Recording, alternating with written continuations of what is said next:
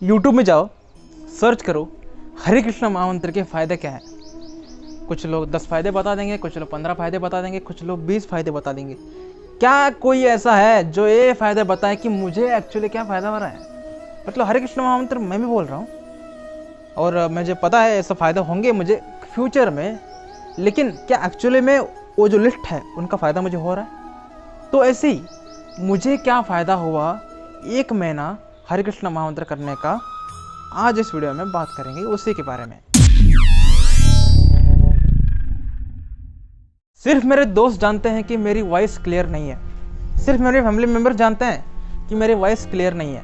मैं कुछ शब्द बोलने में तोतलाता हूँ, ये सिर्फ मेरे दोस्त और फैमिली मेम्बर जानते हैं। ऑफलाइन दुनिया में, ऑनलाइन दुनिया में कोई किसी को पता नहीं होगा, लेकिन ये सच है। लेकिन ये जो प्रॉब्लम है मुझे बचपन से ही है, यही प्रॉब्लम हरे कृष्ण महामंत्र से कम हो रही है। जितना मैं हरे कृष्ण महामंत्र ज़्यादा बोलता हूँ, क्लियरली बोलने के लिए जाता हूँ, उतना ही मेरी वॉइस क्लियर हो। आपको विश्वास नहीं होगा, लेकिन मेरे पाचन क्रिया में भी काफ़ी ज़्यादा इम्प्रूवमेंट है। मैं क्या करता हूँ, नॉर्मली मैं 3 माला जो होते हैं वो मैं बैठ कर करता हूँ कहीं जगह पर खाने से पहले। और खाने से पहले जब मैं करता हूँ सुबह सुबह नाश्ता करने के बाद नहीं, नहाने के बाद, नाश्ता करने से पहले जैसे मैं हरे कृष्ण महामंत्र बोलता हूँ 3 माला, तो हमारी जो बोल बोल के भूख ज़्यादा होती है, जिसकी वजह से खाना अच्छा जाता है। उसके बाद मैं क्या करता हूँ, वॉकिंग करने के वक्त भी हरे कृष्ण महामंत्र बोलता रहता हूँ जितना भी हो सके। और मैं नॉर्मली 1 घंटा वॉकिंग करता हूँ। और जो वॉकिंग का वजह से पचन तो हो रही है, लेकिन हरे कृष्ण महामंत्र की वजह से डबल पचन होती है। कि पहले मैं 1 घंटा वॉकिंग करने पर भी मुझे ऐसा लगता था कि अभी तक पेट में खाना है, उसको अभी तक ज़रूरत है वॉकिंग करने की, लेकिन पैर दुख रहे होते हैं और दूसरे काम भी होते हैं, तो मुझे 1 घंटे में पूरी सुख मिलती नहीं थी। लेकिन जैसे मैंने हरे कृष्ण मंत्र बोलना शुरू कर दिया है, 1 घंटे में ही इतना शांति मिलता है पेट में कि मैं दूसरे काम कर पाता हूँ, अच्छा खाना रहता है, पेट अच्छा रहता है। तो ये मुझे हो रही है फ़ायदा, आपको भी हो रही होगी अगर आप मेरे तरह करते होगे। मेरे डोपामिन के सोर्सेज चेंज हो रहे हैं। ये क्या है? जो मेरा पहले का कंटेंट था वो काफ़ी वायलेंस था। मैं ज़्यादा से ज़्यादा एक्शन मूवीज़ प्रेफर करता था, ज़्यादा से ज़्यादा जो खून खराब वाले मूवीज़ होते हैं वो देखता था भक्ति करने से पहले। भक्ति करने के बाद तो खून खराब वाले मूवीज़ तो कम हो गए, लेकिन एक्शन अभी पसंद था। लेकिन अब क्या हो रहा है पता नहीं, मैं ज़्यादा से ज़्यादा सेंटिमेंट्स, इमोशनल और कुछ बोध मिलता हो ऐसे मूवीज़ को प्रेफर कर रहा हूँ इन कंपेरिजन टू पहले की चीज़ें।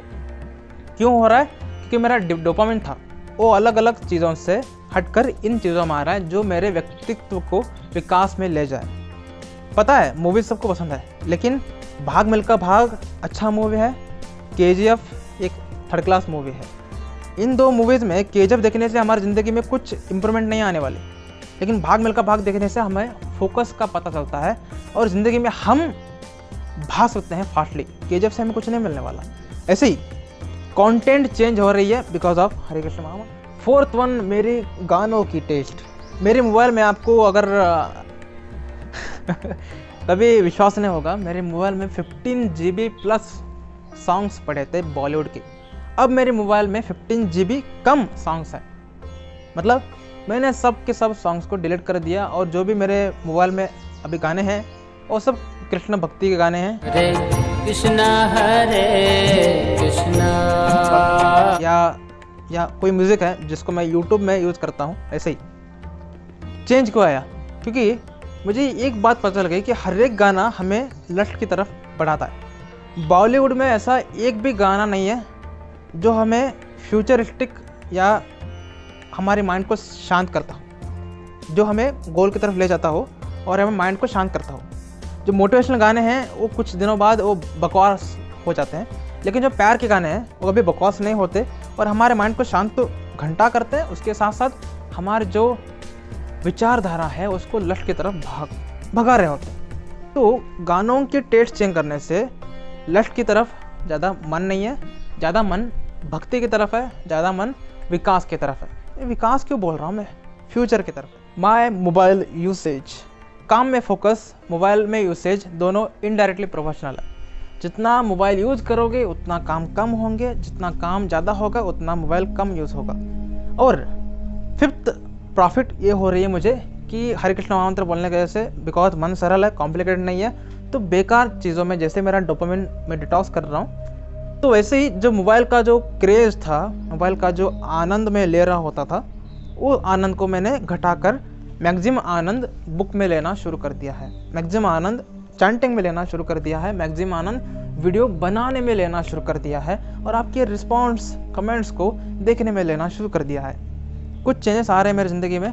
और हमारी पूरी बॉडी में सबसे ज़्यादा पावरफुल इंद्रिय एक ही है, जीभ। और जीभ से हम दो तरीके के विनाशकारी काम करते हैं। एक, गलत चीज़ें बोलना, घटिया चीज़ें बोलना, गलत चीज़ें खाना, घटिया चीज़ें खाना। जीभ खाने के वक्त भी गलत ही मांगता है, बोलने के वक्त भी गलत ही बोलता है। तो हरे कृष्ण महामंत्र, क्योंकि हम जीभ से ही बोलते हैं, तो जीभ का जो लस्ट था दोनों तरफ कि हम बोलेंगे तो कटु बोलेंगे, खाएंगे तो बेकार खाएंगे, मतलब इतना खाएंगे कि पेट फट जाए, या इतना बेकार खाएंगे कि जो फास्ट फूड होते हैं उनके बारे में बात कर रहा हूँ मैं, हमारी हेल्थ ख़राब हो जाए। और हरे कृष्ण महामंत्र बिकॉज जीभ से करते हैं, तो हमारी जीभ का जो लस्ट है वो कम हो जाएगा आपका, अगर ज़्यादा है तो।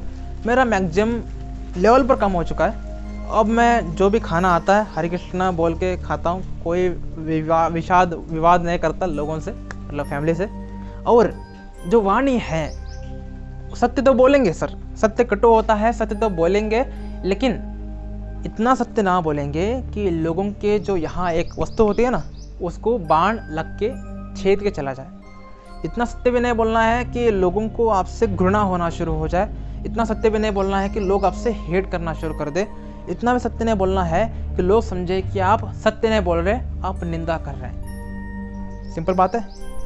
इतना ही सत्य बोलना है कि लोगों को सुनने में आसान लगे, लोगों को सुनने में यहाँ पर दर्द ना हो और बुद्धि में चला जाए। कभी कभी हम इतना ज़्यादा सत्य बोल देते हैं कि लोगों की बुद्धि में जाता नहीं है, इधर जाता है। और जब बाण इधर लगते हैं हृदय में, तो इंसान आपको कभी भूलता नहीं है। मरने के वक्त के लिए उनके मुंह से कटु वचन ही आ रहे होते हैं। और इसी की वजह से हमारे लाइफ में नेगेटिविटी बढ़ने लगती है। तो ये दो चेंजेस आए मेरे बोनस पॉइंट में। तो आपके क्या ओपिनियन है हरे कृष्ण महामंत्र के ऊपर?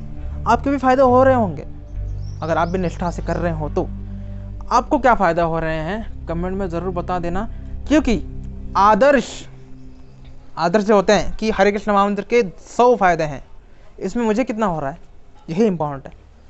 नहीं तो आदर्श तो आग में ही चले जाते हैं, क्योंकि उसका कोई मतलब ही नहीं रहता अगर आपको फ़ायदा नहीं हो रहा है।